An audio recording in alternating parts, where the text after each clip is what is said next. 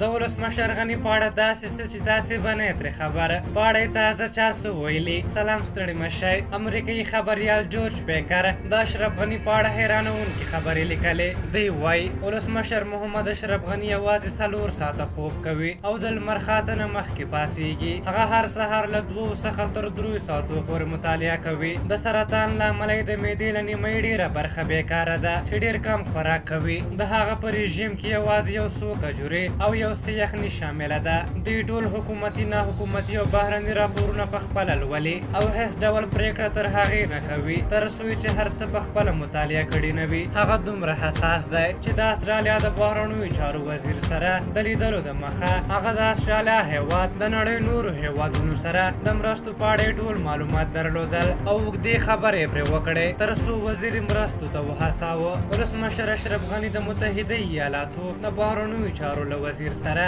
د متحده ایالاتو استخباراتي راپور په هکله چې 400 مخه و د راپور په هر ټکي خبرې وکړې چې دا راپور یوازې 24 ساعته مخکې خپور شوی و. ولسمشر اشرف غني ارګ ته له ننوتلو سره سم لومړی د افغانستان د ولسمشرۍ ماڼۍ تاریخي کتابونه ټول له سره تنظیم او د ارګ په کتابتون کې خپل د خوښې په ځایونو کې ځای پر ځای کړل. ارګ یوه د چینار ونه ده چې د دغه چینار لاندې 2 ساده چوکۍ پرتې دي. دا ځای د ولسمشر اشرف غني د خوښې ځای بلل کیږي چې تل د مطالعې لپاره ولسمشر هلته کینی. د اشرف غني د واکمنۍ نه مخکې د حامد کرزي د واکمنۍ پر مهال په زرګونو میلمانه به پرته د کوم ځانګړي کار څخه د افغانستان د ولسمشرۍ په ماڼۍ کې اوسېدل. خو د ولسمشر اشرف غني په وخت کې به تاسو ډېر محدود خلک ووینئ. د لیکلي ما په کومه ورځ چې ورسره مرکه درلوده په هغه ورځ کابل کې یوه چاودنه وشوه. ما فکر کاوه چې زه به نن ورځ مرکه ونه شم کړای او حتی که مرکه وهم کړم نو په کابل کې د چاودنې په مسله به یوازې د باس لاندې نیسم. کله چې زه مرکې ته وغوښتلی شوم ولسمشر یوازې و چې مخې ته یې د خرما سودانې پرتې وې.